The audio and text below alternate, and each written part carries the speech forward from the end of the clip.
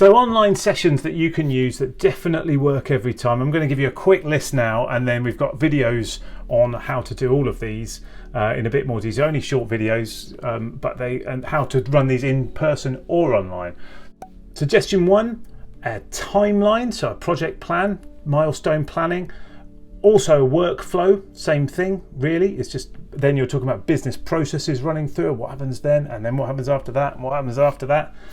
And indeed customer journeys, so what happens to the customer when they first land on your website, where do they go next, then what happens, etc. All of those work brilliantly with an online whiteboard and an online session. You can run them for up to 20 or 30 people, and you can break that out, give people chunks to do in small breakout groups. Really good. I've used it hundreds of times and it works brilliantly online, and in person. Online post-its, now the whiteboards that are great, I love using them. Doing the post-it session where you get ideas, the problems, the challenges, the what we should be doing next. Get people to put their post-its on the whiteboard, and then you have a conversation with everyone about grouping those post-its. So you can just call out any post-it and say, here's one, what's this all about? Did anyone else have one similar to that? And then you start to group those post-its together on that whiteboard, and then you can vote on those afterwards as well to prioritize and decide which ones of those are the ones you want to take forward. Really, really good online. Works, in fact, arguably works better online than in person, partly because in online you can change the color of a post-it note without having to rewrite it. You can change the shape of the post-it note and the type of post-it note. Brilliant. It works fantastically, and I just wish somehow you could do that in real life. Online voting is a great way of engaging everyone really quickly, really simply, and it helps you prioritize very rapidly to know what it is you want to focus the discussion on afterwards.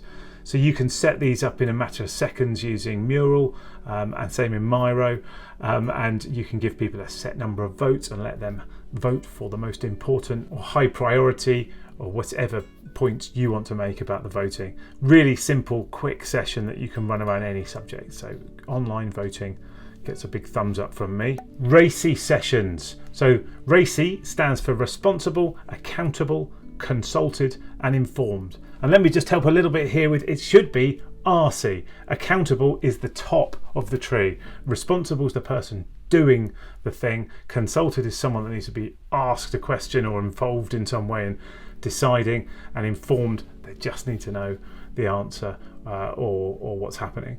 So a RACI session is a really useful way of getting clarity with a team on a project or workflow, and it works really well online. You can use the online whiteboard to load your tasks or your workflow that you're using for your RACI. You can then ask people to grab some post-its, work in small groups and go through those tasks, working out who's accountable, who should be responsible, and who needs to be consulted and informed. So a really good session, and works really well because in person it's quite a detailed thing to do, but it works really well around a detailed workshop session online where they can access the documents that they need to in their own screen at home. So RACI sessions are really good. A fishbone. Well, now we use fishbones online and in person. This is where you will typically have a large picture of a fish skeleton. So in the fish's head you write your problem statement or your aim, and then for each of those kind of bones down the back you would have big subject headings for the things you need to think about. So if your vision was to transform your organization digitally, then there might be one of the structures there will be legacy systems, one of the other ones might be the people training needs, and all of your thoughts and ideas can be grouped together around those kind of bones, and you can have little tinier bones coming off them with more issues. We've got a whole video on how to do a fishbone exercise. It works brilliantly online, so definitely you can use that if you're looking to explore issues or thinking about vision and where your organisation's heading. A lessons learned session works much better online than I've ever been able to do it in person. And I think the reason is that you can load your whiteboard, your online whiteboard, with the documents, examples, etc. that you want to talk about. So you might have example email templates, You might want to have up there your project plan. You can have these things visually there that people can then talk around, slap post-it notes on top of, and really get into the detail of what went well and what didn't. These are just a few examples of things that I've used in the real world online, and they work brilliantly. There's hundreds more, and I'd love to hear yours, but we've got heaps more in our videos, so do subscribe and give this video a like if you like it. It really helps us out, and there's lots more content that we can share with you. Good facilitation is good facilitation whether it's online or in person. Most of it is exactly the same. There are different techniques and there's more challenging things to think about when you're working online, but there's challenging things to do in person as well when you're on your feet in front of a group with no hiding place, and it's much harder to look at notes when you're live in front of people, isn't it? We have 4 golden rules of facilitation, and these apply online or in person. Number 1, remain neutral. So you need to not have a view on whether or not this is more important than that, or whether or not the company should go that way instead of this way, or any number of those kind of points. Your job as a facilitator is to get your group, your participants, to decide that. So you need to keep out of that. It's quite tough to do all the time. You need to try and remain agnostic about what the right answer is. And that leads to golden rule number 2, which is that you need to focus on the process, not the content. The minute you get into the content, you can end up in defending a position when you're supposed to be facilitating a group. So your role as a facilitator is to make sure the group is progressing. It doesn't matter whether you think that's more important or more interesting. What matters is whether the group do. And so your role is to constantly be thinking about how are your participants contributing? How are we progressing? In this session, are we moving towards where we need to go? Are we reaching some sort of agreement or indeed a priority?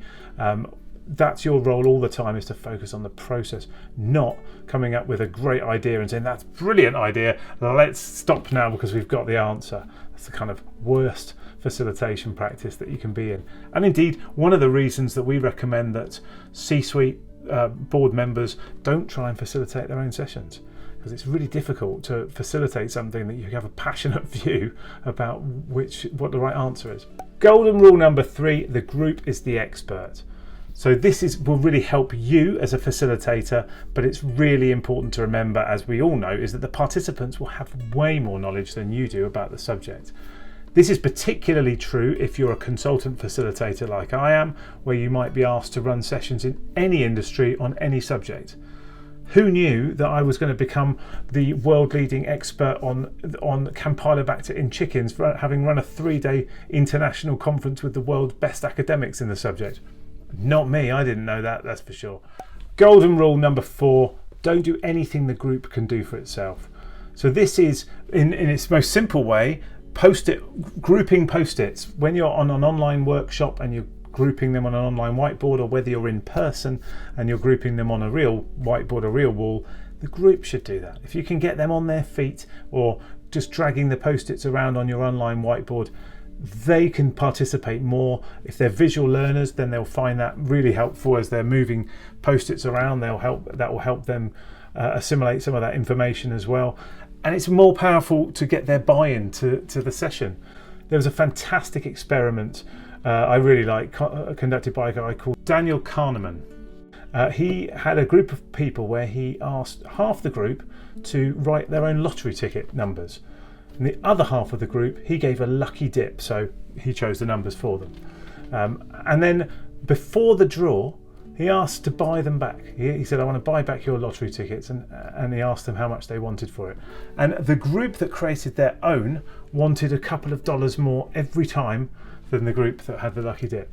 As we know, the odds are identical. Those lottery tickets are worth the same, but not to them, because they felt that they had some contribution to creating them. So there's a great little story to help remember that if you get the group doing things for themselves, then they're more likely to feel engaged, they're more likely to own the outcome, and more likely to have a better session.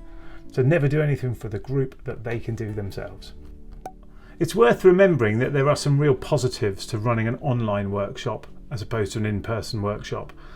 The one I think is most surprised me, I think, is that it works better for the more introverted personality types.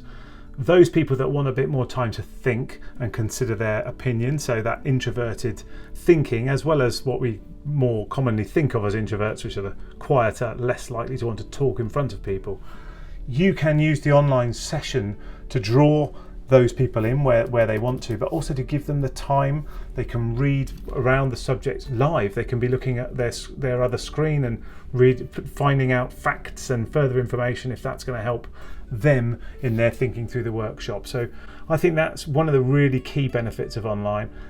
I've touched on the second benefit, which is that you can research other things at the time, can't you? I love being in online meetings where you can Google something that someone just said and just quickly go, oh, okay, I get it. Whereas it's pretty tough to do that, isn't it, in an in-person meeting or workshop? So that works really well. So we've covered a few things about online facilitation skills in this short video. I think the headlines are, you need to prepare really well, possibly more so than an in-person event because it's easier for participants to disengage. So remember that. Secondly, in the session, make sure you're keeping a really good eye on those cameras so that you can see who's engaging and who's not. Use an online whiteboard of some sort because that will help you coordinate all of the responses and get people involved. And we've talked also about how we get some of the quieter individuals contributing and participating in the session. So some really useful tips and tools in there, I hope that you found useful. And finally, we've given you a whistle-stop tour of some of the sessions which have been used in the real world many times over by me and some of my colleagues that work every time online. We're going to cover more videos on those and show you how they work in person as well as online. So good luck with your online session. Let us know how it goes, and if you want any advice or thoughts, we'd be delighted to respond to you in your comments. And if you did like this video, please give us a thumbs up. It really helps with the YouTube algorithm.